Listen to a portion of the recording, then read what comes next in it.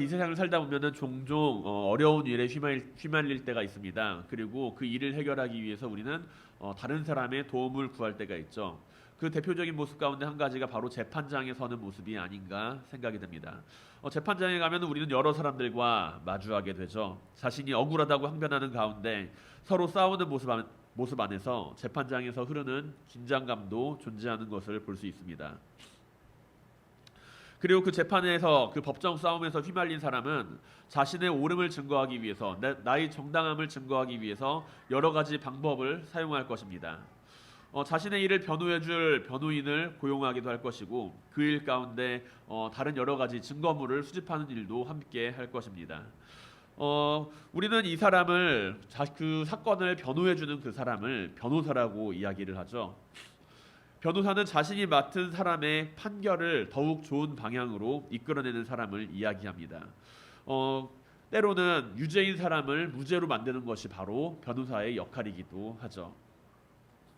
예전에 한때 크게 유행했던 우영우라고 하는 드라마를 보신 적이 있을 겁니다. 우리들의 그 우영우라고 하는 그 드라마 가운데 그 법정 드라마에서 우리는 여러 사람들을 마주할 수가 있죠. 그 중에 사건을 변호하는 그 변호사들의 역할을 다루는 것이 바로 우영우에서 다루는 여러 가지 이야기들의 한 축이라고 할 수가 있습니다. 그 가운데 우리가 그 변호인들이 한 역할을 바라보았을 때 그 한 사람을 변호하기 위해서 여러 가지 자료를 찾고 그리고 그 사건에 대한 관계자들을 만나면서 그 사람들을 증인으로서 그 법정에 세우는 역할을 그 변호사들이 하는 것을 볼 수가 있습니다. 단지 사건에 대해서 조사를 하는 것뿐만이 아니라 증인을 찾아가서 이 사건에 대해서 증언을 좀 해주세요라고 이야기를 하는 게 그 이야기를 설득하는 그 모습이 바로 변호사가 해야 하는 역할 가운데 한 가지라는 것이죠. 한 사람의 증인을 섭외하기 위해서는 많은 노력을 기울이고 그 노력을 기울여도 그 증인이 법정에 서지 않는 것을 종종 볼 수도 있습니다. 물론 한 사람의 증언만으로 법정 판결이 내려지는 것은 아닙니다. 법정 판결이라고 하는 것은 여러 가지 사안들이 함께 어우러지는 가운데 그 가운데 모든 것을 종합적으로 판단해서 내려지는 결론이라는 것이죠. 하지만 그럼에도 불구하고 증인이라고 하는 그 위치가 그 판결을 내리는 데 있어서 그 법정에 선 증인의 말 한마디가 때로는 판세를 뒤집을 수도 있을 정도로 강력한 것을 우리는 볼 수가 있습니다. 때문에 종종 중요한 증인은 매수를 당하기도 하고 협박을 당하기도 하는 등 증인이 올바르게 대답을 하지 않도록 방해하는 것도 심심치 않게 보일 때도 있고 재판장에서 증인에 대하여 그 법정에 대해서 절대로 위증을 하지 못하게 선서를 하는 것도 볼 수가 있다라는 것이죠. 믿음을 가지고 이 세상을 살아가는 가운데 우리들은 한 번쯤 예수 그리스도에 대해서 증거하는 것, 이 문제에 대해서 생각해 보신 적이 있으실 겁니다. 나는 분명히 예수 그리스도를 믿고 있고 예수 그리스도를 알고 있습니다. 그리고 나는 예수 그리스도를 다른 사람에게 전해야 하는 사람이라는 부분이죠. 그 가운데 사람들이 당신이 믿는 예수 그리스도가 누구입니까? 라고 물을 때가 종종 있을 겁니다. 주님을 잘 믿는 사람들이건 잘 믿지 않는 사람들이건 누구나 다 예수 그리스도에 대해서 물어보기도 하고 예수 그리스도가 하나님의 아들이면 그 증거를 보여달라는 식의 도전적인 이야기를 할 때도 있습니다. 복음을 전하는 일은 하나님께서 원하시는 일이며 생명을 살리는 문제 앞에서 우리가 담대하게 그 일을 감당해 나가야 하는 것은 분명한 일입니다. 그러나 때로 우리가 주님에 대해서 이야기를 할 때, 예수 그리스도라고 하는 그분에 대해서 이야기를 할 때 당신이 알고 있는 그 예수 그리스도에 대해서 나에게 이야기를 해주세요. 아니면 그가 하나님의 아들이라는 것을 증명해 보이세요. 라고 하는 그 이야기에 대해서 우리는 그 대답을 어떻게 해야 할지 고민하게 될 때가 많이 있습니다. 하나님의 아들이라고 말을 할 수도 있을 겁니다. 어쩌면 우리를 위해 십자가에 달려서 죽으신 분 이렇게 이야기를 할 수도 있죠. 우리를 사랑하시는 분이라고 말할 수도 있고 주님께서 하신 여러 가지 기적과 이적들과 같은 놀라운 능력들을 통해서 주님은 이런 분이야 라고 이야기를 할 수도 있을 것입니다. 그러나 그것이 과연 주님을 증거하는 일이라고 할 수 있을까요? 우리가 말하는 가운데 대부분의 경우 우리가 말하는 가운데 주님은 이런 사람이야 라고 이야기를 할 때 무언가 부족하다는 것을 우리는 내면적으로 느끼게 된다는 것입니다. 내가 주님에 대해서 저 사람이 이야기하는 것에 대해서 대답을 할 때 주님에 대한 대답을 할 때 나의 대답이 부족하구나 라는 것을 감정적으로 느끼게 된다는 것이죠. 이것만으로는 설명할 수가 없다라는 것을 알게 된다는 이야기입니다. 아무리 예수 그리스도에 대해서 설명하려고 해도 그것을 온전히 설명하기에 자신이 부족하다는 것을 느낄 때 우리는 과연 어떻게 예수 그리스도를 전해야 할까요? 어떻게 우리는 예수 그리스도의 증인이 될 수가 있겠습니까? 오늘 본문을 살펴보게 되면 주님께서는 조금 특별한 말씀을 하고 계신 것을 볼 수 있습니다. 마치 자신을 위해서 하는 그 증언이 필요 없다라는 식으로 이야기를 하고 계시다라는 것이죠. 34절의 말씀을 보게 되면 주님께서는 다음과 같이 이야기를 하십니다. 그러나 나는 사람에게서 증언을 취하지 아니하노라. 다만 이 말을 너희에게 하는 것은 너희로 구원을 받게 하려 함이니라 라고요. 어쩌면 주님께서 하시는 이 말씀은 복음을 전하며 우리가 주님의 증인으로 살아가고 있는데 그것이 과연 잘못된 일인가? 주님께서는 아무런 증언도 필요로 하지 않으시는가? 이러한 내용으로 우리에게 충격적으로 다가올 수도 있을 것입니다. 우리가 주님의 증인이라고 살아왔던 것이 잘못된 것처럼 여겨질 수 있습니다. 그러나 오늘 우리는 주님께서 하시는 그 말씀을 반드시 기억하고 있어야 합니다. 다른 사람의 증언은 필요로 하지 않는다는 점, 다른 사람의 증언은 필요로 하지 않는다는 점, 그것이 구원과 관련이 있다라고 하는 점은 오늘 우리가 주님에 대하여 어떻게 생각하고 있는지에 대해서 되돌아보게 만들기 때문입니다. 먼저 주님께서 하시는 말씀을 이해하기 위해서 우리는 앞서 이야기가 되고 있는 사건에 대해서 다시금 그 스토리를 돌아볼 필요가 있습니다. 38년 된 병자가 자리를 들고 일어나 걸어가는 그 사건을 통해서 주님께서는 핍박을 당하게 되시죠. 단순히 한 사람이 병고침을 받은 사건이 아니라 한 사람이 구원을 받은 사건인데 주님께서는 이 38년 된 병자를 안식일 날 고쳤기 때문에 유대 지도자들에게 핍박을 받게 됩니다. 유대 지도자들은 주님께서 38년 된 병자를 고치신 사건을 두고서 주님께서 하신 그 일에 대해서 정당성을 질문하였기 때문입니다. 누구의 권위로 이런 일을 하느냐라는 것을 질문하였다라는 것이죠. 유대인 지도자들이 주님을 향해 하는 말은 안식일에 율법을 어기면서 병자를 고쳐야 하는가라는 점입니다. 그리고 하나님을 아버지라고 말하는 것에 대하여 신성모독이다라고 이야기를 하고 있죠. 주님께서는 이 일련의 이야기들에 대해서 어떠한 대답을 하셔야만 하는 상황이었을 것이고 자신에게 유리한 이야기를 하거나 내용을 가져다가 그들을 설득해야 하는 상황이었을 것이라는 이야기입니다. 쉽게 말해서 유대인 지도자들이 주님께 시비를 걸었고 주님께서는 어떠한 응대를 그에 대해서 해야만 하는 상황이라는 것이죠. 그리고 주님께서는 자신에게 유리한 이야기나 변명을 하는 것이 아니라 주님께서는 이러한 모든 일련의 일들에 대하여 하나님의 일대로 내가 하고 있다. 하나님이 하시는 일이 내가 곧 하는 일이다 라는 식으로 이야기를 하고 있습니다. 이러한 이야기를 하면서 주님께서는 일련의 사건들에 대하여 사람의 증언이 나에게 필요하지 않다라고 말씀을 하신다는 것이죠. 어째서 주님을 위하여 그분의 정당성을 입증해 주어야 할 사람이 필요하지 않은 걸까요?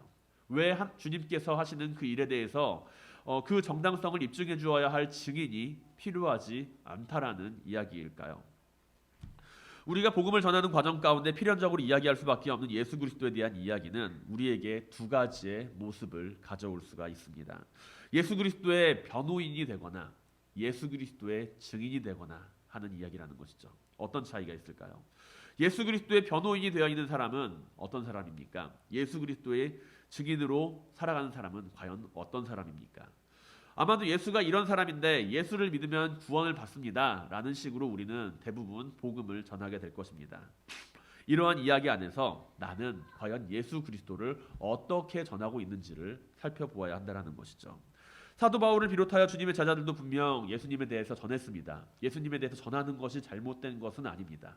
너희가 이 예수를 믿고 구원을 받아라 라고 하는 그 이야기를 하는 것이 잘못된 것은 아니지만 거기에서 우리가 자칫 잘못하면은 오늘 주님께서 이야기하시는 오류를 범할 수가 있다라는 것이죠.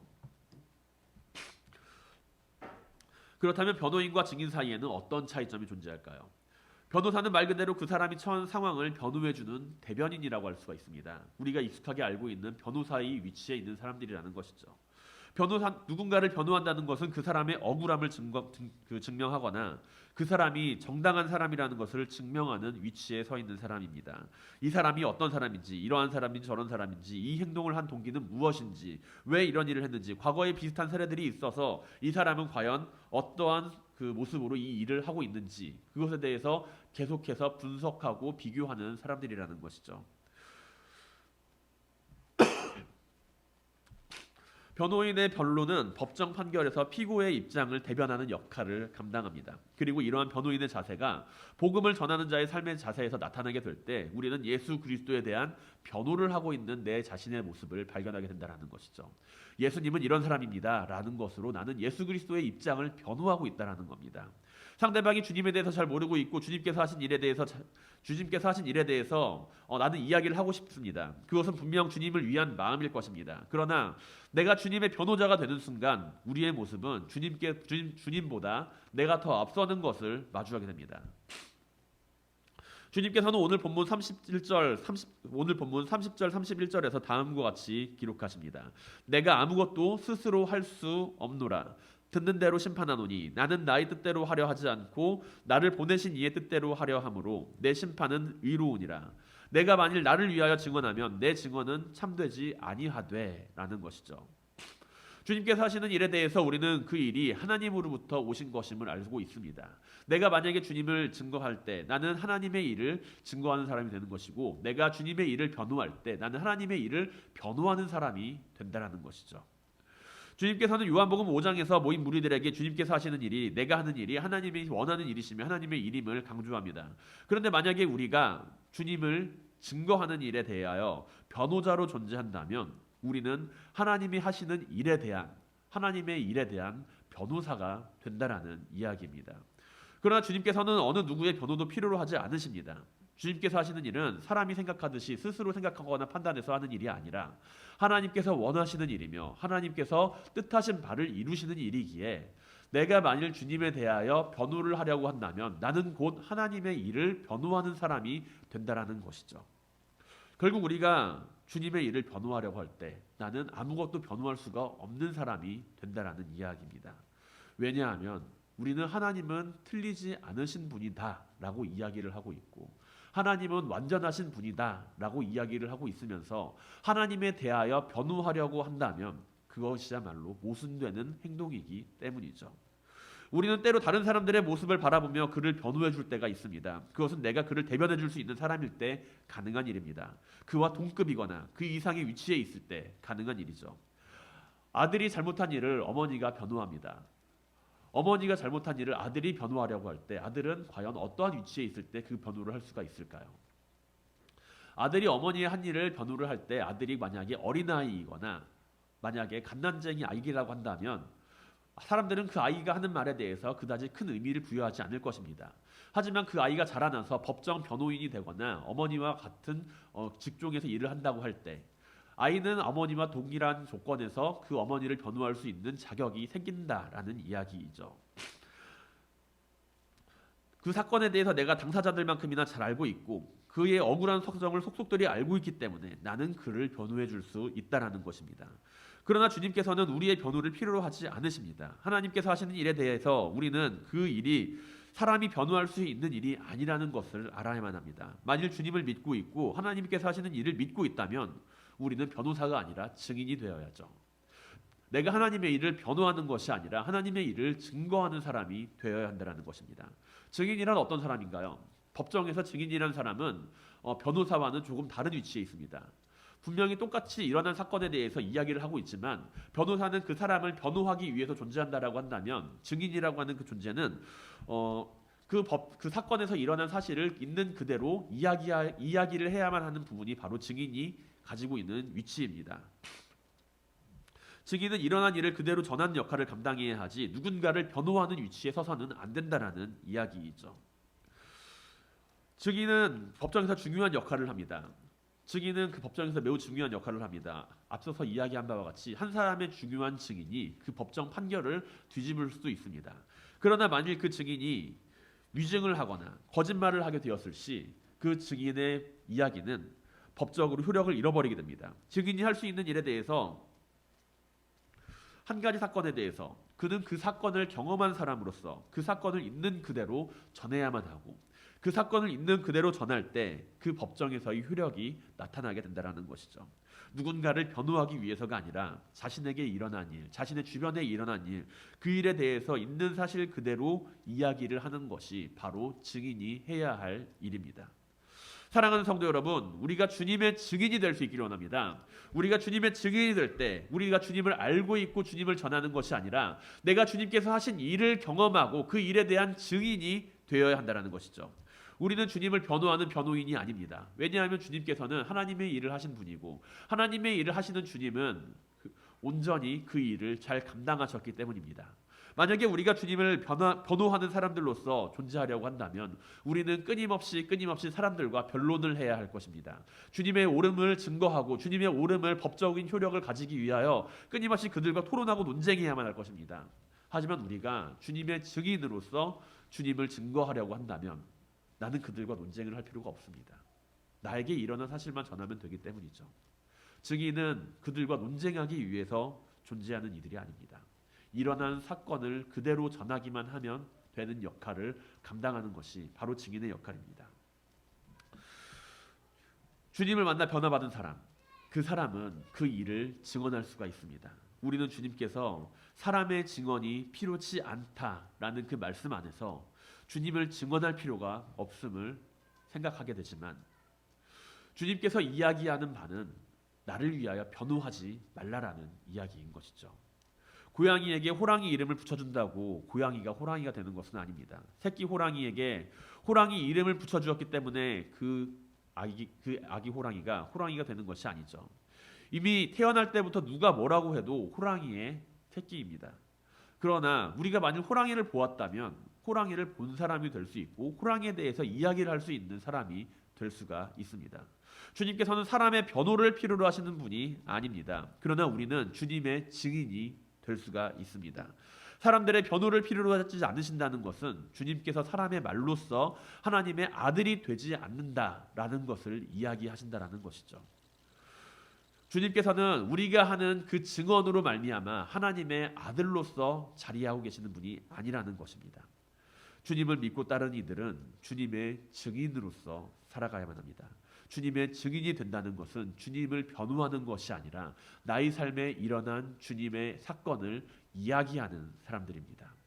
우리의 삶이 주님을 변호하는 삶이 아니라 우리의 삶을 구원하신 주님의 증인으로 우리의 삶이 살아가게 되기를 주님의 이름으로 간절히 축원드립니다.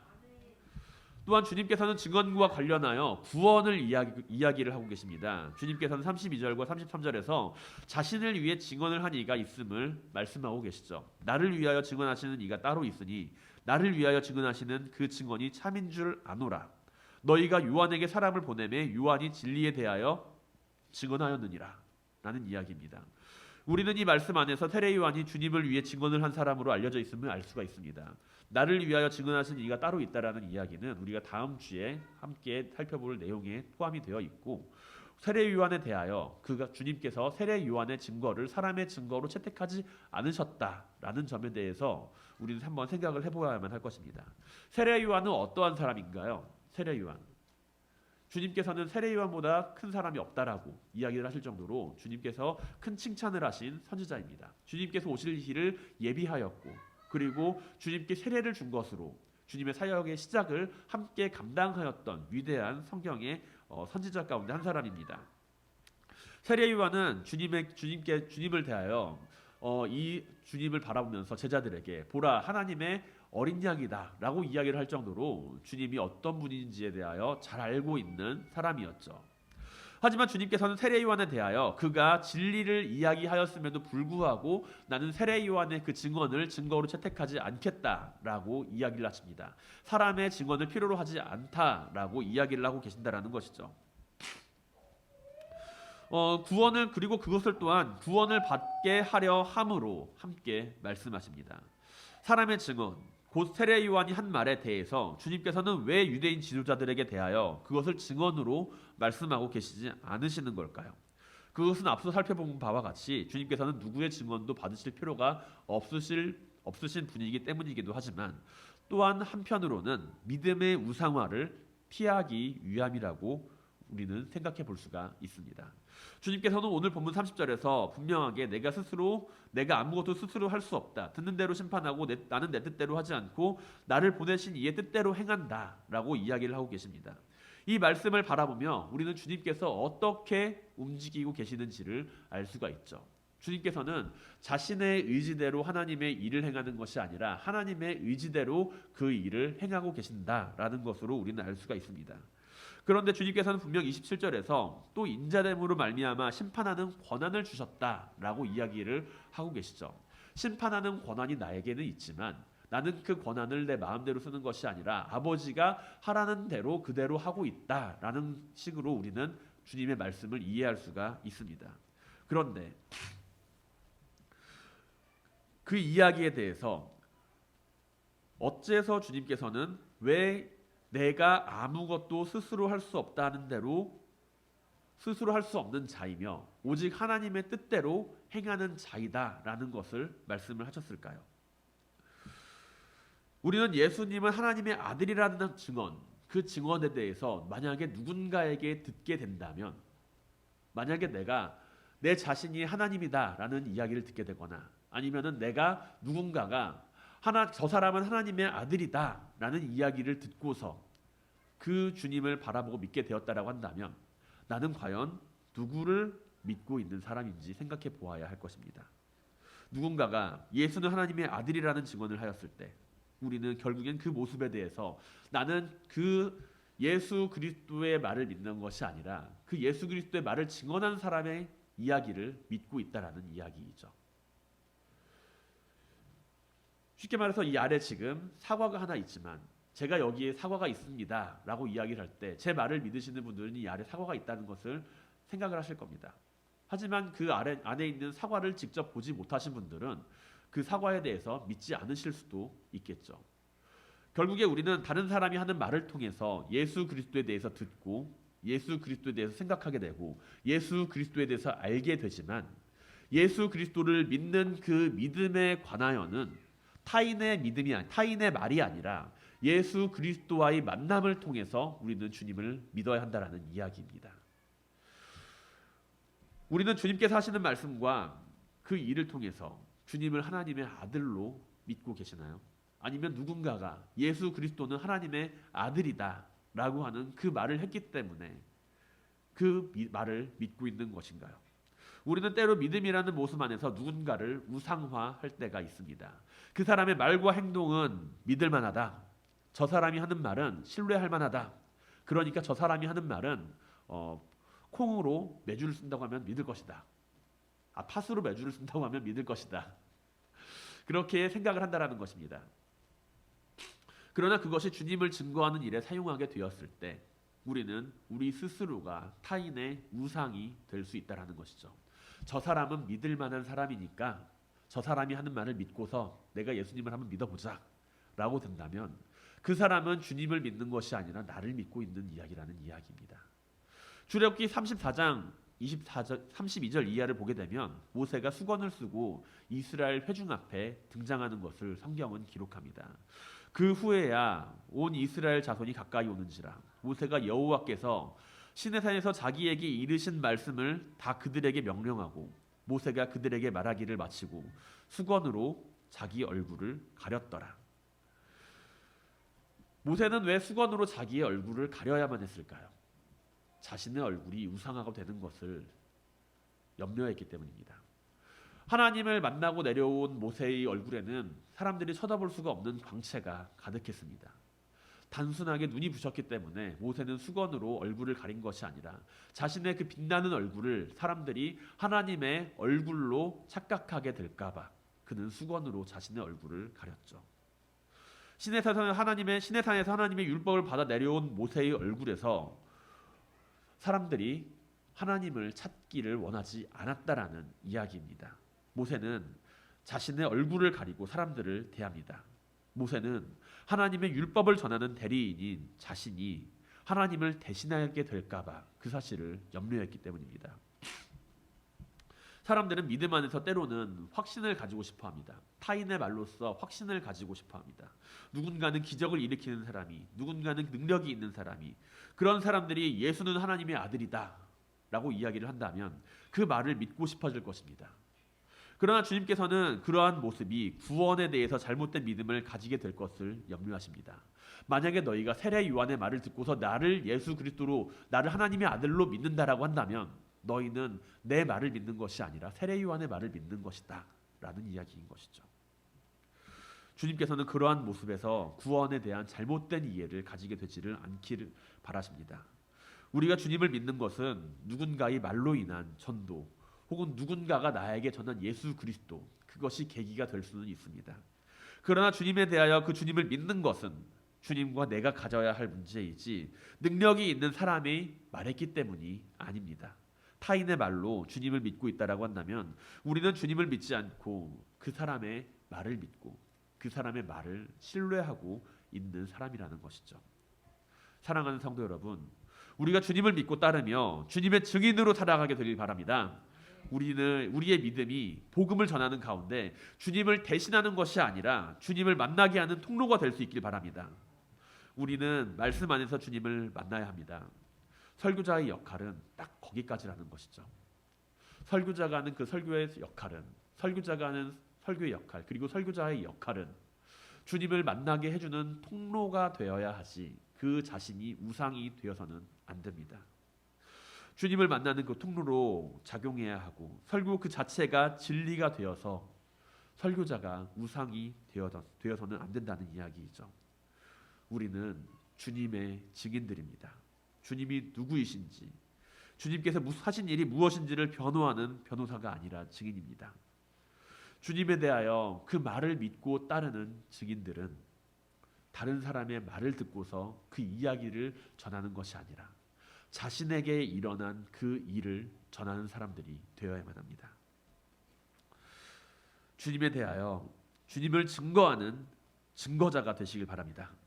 사람의 말로 인해 주님을 믿는 것이 아니라 성경 안에 기록된 진리들을 통하여 주님을 만나고 주님을 증거하는 증거자가 되시기를 주님의 이름으로 간절히 축원드립니다.